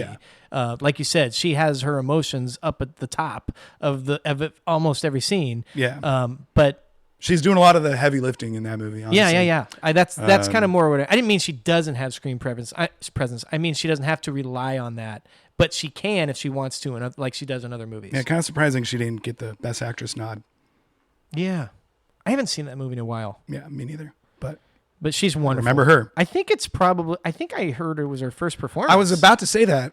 I mean, it definitely put her on the map, but Yeah, I think it might be her first screen. Good job by performance. her. She's wonderful in that movie. Josh. Okay, next I'm gonna go with I'm gonna go with Tilda Swinton. Damn it. Is that, are we just going 1, 2, 3 on our boat? Well, no, I had Divine at number 4, but Lupita was my number 2 and Tilda was my number 3. I don't think you're going to pick my number 1, so I didn't say it. Wow. Okay, well, Tilda Swinton's Strategically. amazing in Michael Clayton, which is a movie we already shouted out. And she's just a wonderful actor with a huge body of work. Does a lot of weird stuff, lots of different characters. But this one, she's like playing some evil like head of like maybe she's a lawyer or I can't remember, but she's like head of the corporation or one of the heads I hardly of the know corporation. what's going on in that movie half the time until the very end. She's Until it's too late. one of the not like top bosses, but one of the person running this thing, and she's like also running an illegal Right, yeah. murder campaign Yeah, just against really people to try to trying- get her out of the way. Yeah, really trying not to get caught. Yeah, and she's like sweating through this whole thing. I love the parts where she's like trying to in the mirror like go over the speech that she's about to give in front of like a boardroom or Yeah. whatever, and she's going over it in the mirror and like sweating under her armpits or whatever. It's Super just, gnarly. I remember she's great. that really striking me the last time I watched it. I kind of didn't remember that had happened. And then the scene in the mirror happened, and I was just like, wow. Fantastic. This is why they gave her the And award. she does And then a at the lot of- end, she Oh, just yeah. does getting caught in the best way. Yeah, really good. She does a lot of interesting, different characters. Yeah. This is a little bit more of a straightforward one, but it's still phenomenal, and she deserved to win. Yeah. But It's also she's just relatively early in her career, or at least her mainstream career. Yeah, this is probably what put her on the map to say. But she's just a phenomenal actor and seems like a really cool person. What's your number 2? Going Zoe Three? Saldana and Amelia Oh. Perez. Okay. That was another instance of me watching something being like, this person's getting nominated. This person should win. And I really did think that she was by far my favorite part of that movie. Me too. I thought it was, and also absolutely a travesty she didn't get the best actress. She was 100% that's a good point. the best, the lead in that movie. The That's movie a really is good point. literally about her. Yep. Sorry, it's not named after her, Right. but it's about her. It follows her story and her arc. You get much less of Amelia Perez's arc in that movie. Yeah. And she's singing, she's dancing, rapping, and still just really effectively, coming across as if she's not in an opera. You know what I mean? Like she's talking to you. It's great. She's the only thing I liked about that movie. Yeah, I know you didn't like that movie too much. She was enough to make me like that movie. She was very good. But, well, I'll save that for the next section. Oh yeah. So definitely in my supporting lists, I don't have as much, or my actress lists, I don't have as much paying attention to who won, who didn't win. Okay. Good. For my third choice, I think I'm going to go with Marissa Tomei from My Cousin Vinny. Really good. Just charisma upon charisma Yeah. upon charisma. She's wonderful in that movie. She has that great scene where she's being interrogated in the courtroom and like says all that stuff about the cars that I can't remember because I don't know anything about cars. Yeah. But she's wonderful. She's hilarious. Why she's with Joe Pesci in that movie as a like young, mid-20s, very attractive woman with Joe Pesci who's like in his mid-40s. I don't know. It doesn't make a whole lot of sense, but I don't care. She's wonderful. She's maybe well, I wouldn't say she's the best part of that movie because Joe Pesci's really good in that movie. Yeah, and it's just both a of them, great their chemistry script. together is amazing. Yeah, it's fantastic. But she lights up the screen every time she's on it. Hilarious. She's fantastic. Love that movie. Yeah. Love her. Not too bad on the eyes in that one either. Still not too bad on the No, eyes in her no. mid-50s or 60s or whatever she is. Good job, Marissa. All right, Jamie Lee Curtis. Everything, Everywhere, All at Once. Not on my board. Love Jamie Lee Curtis, and this is I don't think I'm really watching Jamie Lee Curtis I mean, she's Jamie Lee, but the character is just so bizarre. She's totally going for it. Yeah, absolutely hilarious. Does everything she needs to do. Yeah. I think she deserved this one. Happy that she's on the board. Yeah. Glad to have her here. I'm happy she has an Academy Award. A little bit over the top, but that whole movie is. Oh, the whole movie's over the top. Yeah. She'll also come up in part 2 of my... Not my favorite movie. That's okay. Even if it is your favorite movie, who cares? No, I'm just saying. All right, what are we on? Number 3? I think we're on number 3. Number 4. Yep, number 4. Okay. I'm going to go with... I think I'm going to go with Catherine Zeta-Jones from Chicago. Not my favorite movie, but she's the one that really jumps out to me in that movie of all the actors, male or female. And I'm not the biggest Renee Zellweger apologist, and she's like the lead of that movie, so whatever. And I don't typically like musicals, and it's like definitely it feels like a musical that you're watching on stage based on the art direction or whatever. But Catherine Zeta-Jones is, again, pure charisma throughout that whole movie and really commands the screen when you are watching her specifically. So I'll go with her. I think she's really, really good in that movie. A very good supporting actress here. Let's hear it. Catherine Zeta, Chicago, 1. Kathy Bates, About Schmidt. Oh. Julianne Moore, The Hours. Oh. Queen Latifah, Chicago. Yeah. Meryl Streep, Adaptation. Okay. Very good year. Very good year. Very I would interesting. I would still pick Catherine Zeta-Jones out of those choices. I think I would too. All right, up next, I've got Yu Jung Young from Minari. Yeah. Okay. I haven't seen this movie yet. Bad job by me. Just watched it the other night for the first time. Pretty incredible. Yeah, that's what I've heard. Pretty great. Pretty excellent. And so she plays Sunja, or the grandma, and is kind of like a crazy grandma at the beginning, and like definitely this kind of wild character, and the kids do not fuck with her. Huh. But not necessarily deservedly so. Feels like a little bit of a already cultural barrier between the kids being somewhat, even though they are first generation immigrants, they are already somewhat Americanized. Yeah. So it feels like there might be something there going on. They're definitely little kids, and she's like, a Scary old lady. scary old lady. Yeah. Yeah. And is told that Yeah. at one point. And her realization, just her character transformation is great. Her character arc, I should say, is really good. And she hammers it home. Definitely at the beginning, I was like, this is an interesting supporting actress nominee, but that, quickly changes. And then it totally shines through. Oh, I can't wait to watch it. And it's surprisingly more about the kids and her than it is about Stephen Yuen a little bit and the wife, which I didn't really know going into it. Really, really good. Incredible score. Man. Didn't see that coming.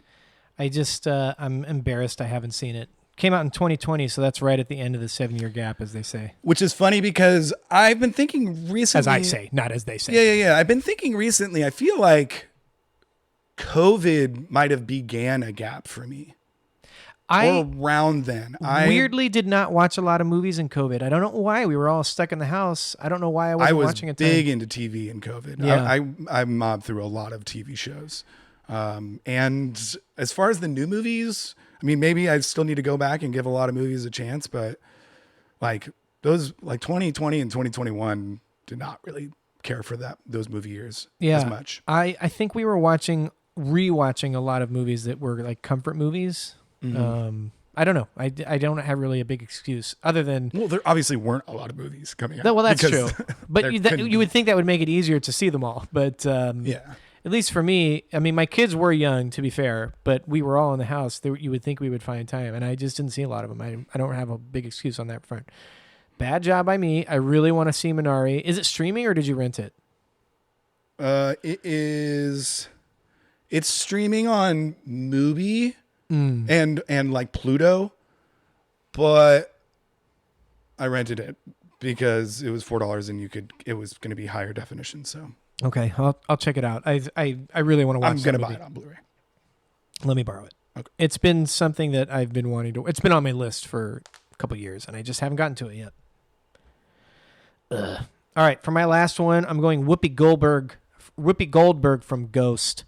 This is kind of like an opposite thing. Whoopi Goldberg this is more of what you were talking about, where I just love the fact that they nominated this person. Yeah.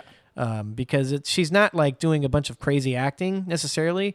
She's just amazing. She's one of the people you remember from the movie. And the movie was a phenomenon. So that was, played a big part. They definitely the Oscars definitely hook up the phenomenon movies historically. And Whoopi Goldberg's a great actor and a great performer. It's that. So cool that she has an Academy Award, but I wouldn't say, like, independently, I wouldn't say that this is like a super memorable performance necessarily, at least on the scale of like the Academy Awards that typically get nominated and win.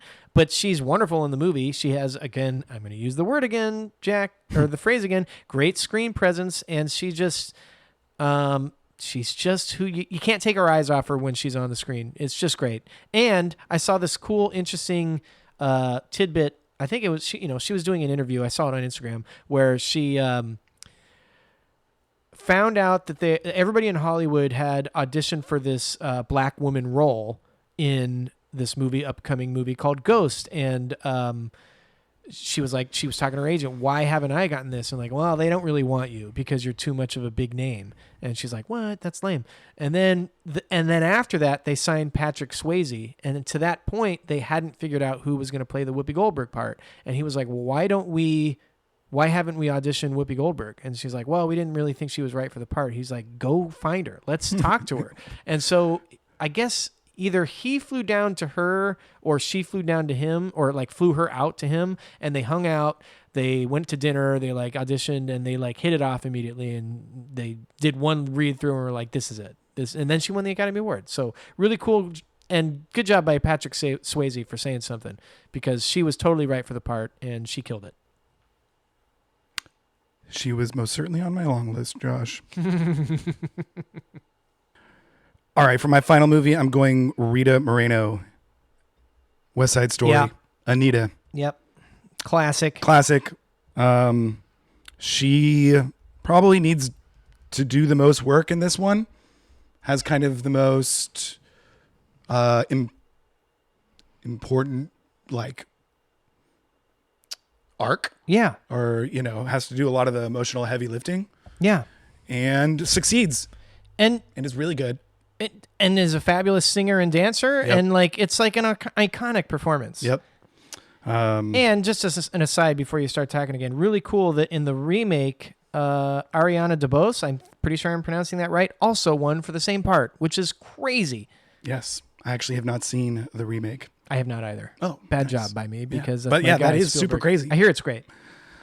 Yeah, if you haven't seen West Side Story, the original, I'd highly recommend it. I would highly recommend watching it on Blu-ray. It looks great. Yeah. And it's kind of a movie that you think going into it is about to be outdated, and it hits its moments, but really isn't. And I think a lot of the small, more intimate moments are, especially with Anita, just have a lot of really great acting. And then there's obviously crazy, beautiful, choreographic songs.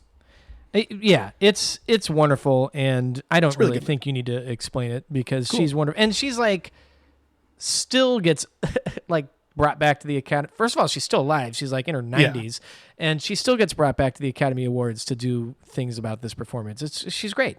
Smoking. Yeah. Good job by her. Mm-hmm.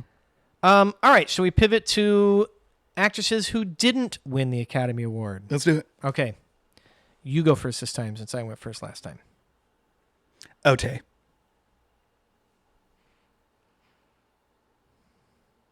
First up, Yeah. I'm going Haley Steinfeld. Oh, she made my list. Maddie Ross. Yeah. True Grit.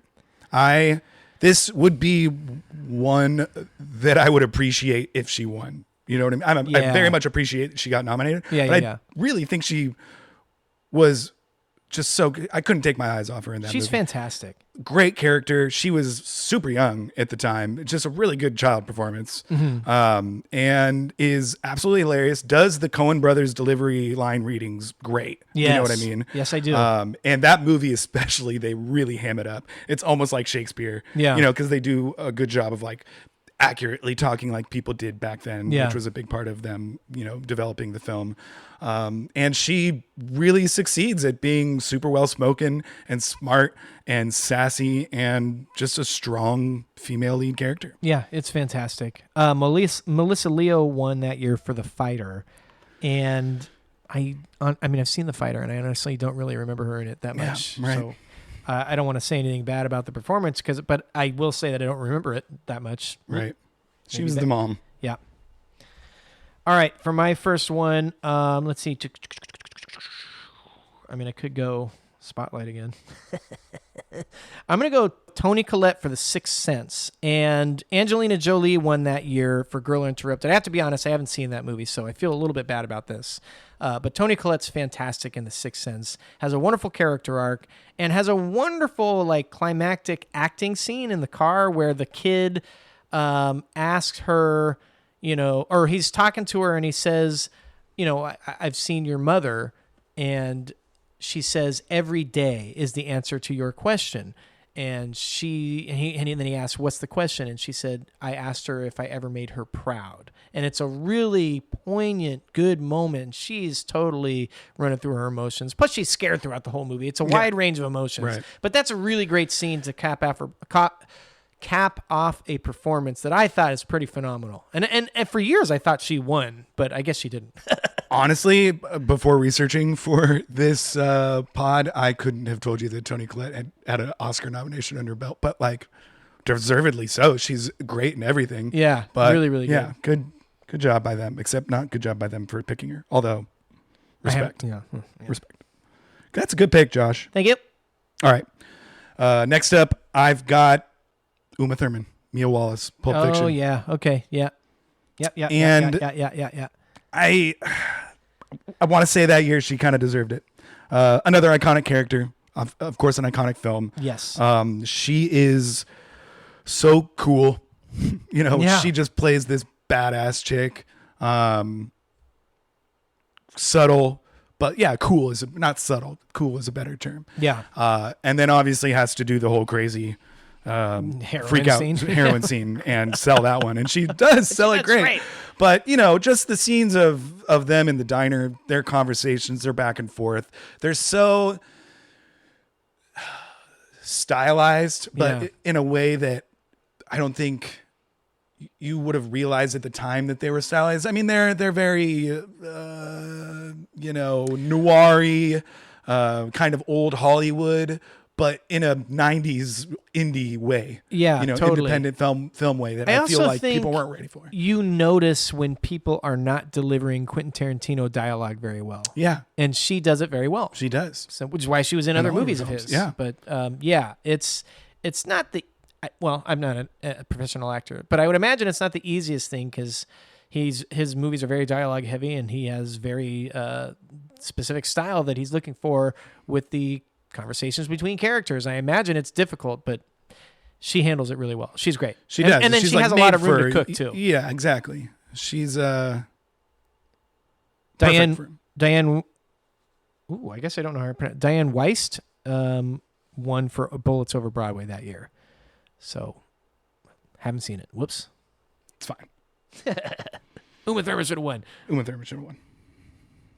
All right, my next one. I'm going to go with, let's see here. I'm going to go with Monica Barbaro for Complete Unknown. Yep, she made my long list. Yeah, the winner was Zoe Saldana, who was very good in Emilia Perez. But this is kind of the opposite of that. She does some singing, and I wouldn't say she doesn't have a lot of range in the movie, but it's more of the screen presence thing that I've said now 10,000 times on this podcast. She's wonderful. No, but this is a great example of it. I remember that Elle Fanning was the one before I saw the movie that was kind of getting the buzz. Oh, Elle Fanning's going to get a supporting actress nod. And I remember Becky and I left the theater thinking Monica Barbaro was the one that I can't stop thinking about as in that movie. And then she got the nods, which I was like, oh, cool. Yeah, I was stoked on that nomination. Yeah, so I thought she was fantastic. I thought she was one of the best parts of that movie, and she's starting to get more roles now and deserves all the flowers. I thought she was great. Yeah, she had to do something where she needs to evoke that she is Joan Baez. Of course, evoke that she is a figure that people are already into. Timothy Chalamet works up to that. He starts off not being a figure and kind of develops that more. She already has to be a famous musician and get that across in a way that you like her as well, because she was so beloved. And like you said, doesn't have a whole lot of room to do that. Right. There's only so many scenes. So she has to do that in her songs. She has to do that in her interactions, and does a great job. I hadn't seen Top Gun Maverick yet before. So I was like, who's this person? Right. That's essentially the only other big thing that she's been in. Yeah. She's been in a lot of small stuff, but not that I had seen. Yeah. She's great. Yeah. You're up. Okay. This one is definitely this was a packed year. Okay. So I'm definitely not speaking out as this person should have won. Got it. But kind of crazy to think that there could be three other people in this year ahead of this person when it's such a great performance. I'm going Michelle Williams as Randy in Manchester by the Sea. Oh. Oh yeah. Okay. So keep talking. I'm going to pull up the year. Probably one of the most heart-wrenching scenes in the recent years that she has to sell and do well. She also has to play someone who you know for a long time that something is wrong, but you don't know why. So you don't know exactly why she is the way she is. Yeah. But has to do it in a way that you're like not thinking that this person is like unnecessarily rude or something, or like mad or like upset all the time. And then she could win the Oscar with just that one scene of her. There's a scene of her kind of when you're finding out what happened essentially. There's a couple. She has, I think, 2 scenes where she really has to cook, and she's a great actress. And she's a great actress. There's another movie that could be on here from her, which I don't know. Do you plan on mentioning Michelle Williams? No, but she's also equally, she's extremely good in Brokeback Mountain. Yeah, really, as well. really Didn't good. win for that either. Yeah. Just for context, Viola Davis won for Fences that year. Mm-hmm. Naomi Harris was nominated for Moonlight. She was great. Nicole Kidman was nominated for Lion, which I don't know that movie now that I think about it. Octavia Spencer for Hidden Figures, which was a really good movie, and she was great in it. And then Michelle Williams for Manchester by the Sea. So, like you said, stacked year. Viola Davis won, and she's fantastic. Yeah. Good pick. Thank you. For my next movie, my third movie, I'm going to go with Angela Bassett in Black Panther, who the winner of that year was Jamie Lee Curtis in Everything Everywhere All at Once. I thought Angela Bassett, who's been a wonderful actor for decades, and I don't know that she's ever been nominated before, but a great actor, a great movie star, great screen presence, all the things, and I thought she was great in this movie. So I kind of, in the same way that I'm happy Jamie Lee Curtis has an Oscar, I don't know that it was either of their best performances, but I want them both to have an Oscar. Yeah. If that makes sense. Yeah. So I'm going to go with Angela Bassett. Good pick. For your fourth pick. Yeah, and there's 2 people from this year, actually, that I could pick. But I'm going Sophie Okonedo from Hotel Rwanda. Oh, okay. Yeah. I don't remember really. She's got some scenes, man, in that movie. Yeah. Incredible film. Heartbreaking. Extremely terrible. And she plays the mother, the wife. And she's just great. Fantastic. Virginia Madsen was also this year in Sideways. She was really good too. She was really good too. In a totally different way. Who won that year? That would have been the early 2000s. This is the actors. It was Morgan Freeman and $1 Million Baby that I had up. It was Kate Blanchett in The Aviator. Yeah. That was my other point. Man. That was why I wanted to talk about this year. Fuck that movie. And that performance isn't that good either. I don't really like it either. Great actress. We're not hamming it up. Yeah, I love Kate Blanchett. She's Kate one of my favorites. And I'm glad that she kind of went for it, I guess. But God, I don't know. Just doesn't really do it for me. That's kind of a nails on the chalkboard thing for me personally. 100%. All right, for my fourth, I'm going with Kate Hudson in Almost Famous. The winner for that year was do you have that one? Yeah. Well, the winner that year was Marcia Gay Harden for Pollock, which again, I don't think I've seen that movie. Who's another? That's a good movie. Is it? She's great, and I don't think I'm going to talk about her, but I have her. I'll mention her at the end because I want to rework something in the historic chronology of the Oscars. But Kate Hudson was great and probably the best part of Almost Famous, which is a fabulous movie, and I absolutely love it. And she's wonderful, and screen presence galore, and she's great. And I don't have any. I can't even find my words because she's wonderful in that movie and should have won. Yeah.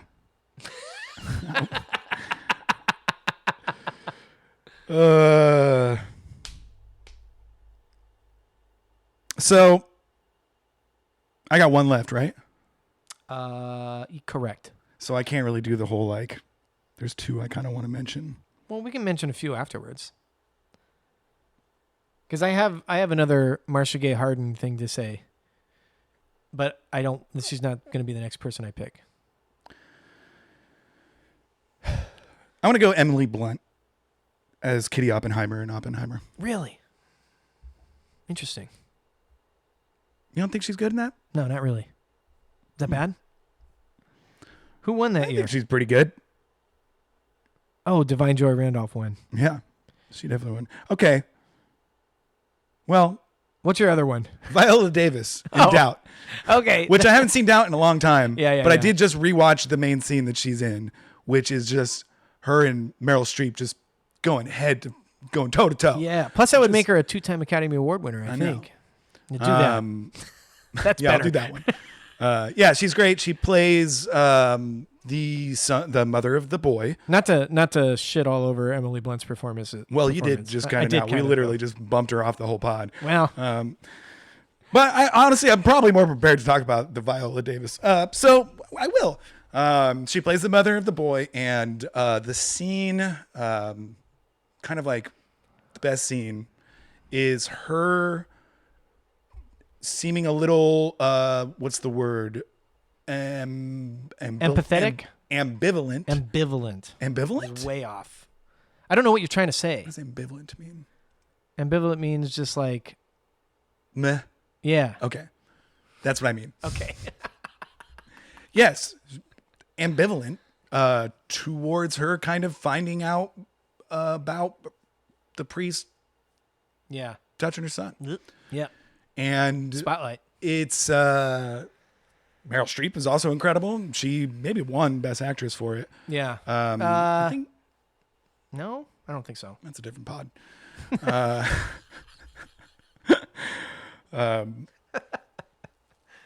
And Meryl Streep is kind of shocked, and they kind of talk it out, and it's a complicated scene, and still kind of hard to wrap your head around. But Viola Davis is incredible, and she's just so. Who won that year?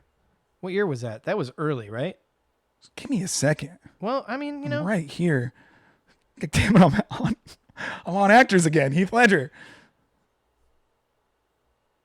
I got it. It was Penelope Cruz for Vicky Cristina Barcelona. Yeah. Who's good in that movie? Probably not as good as Viola Davis. Absolutely cooking. Yeah. Although Viola Davis really isn't in that much of this movie. Yeah.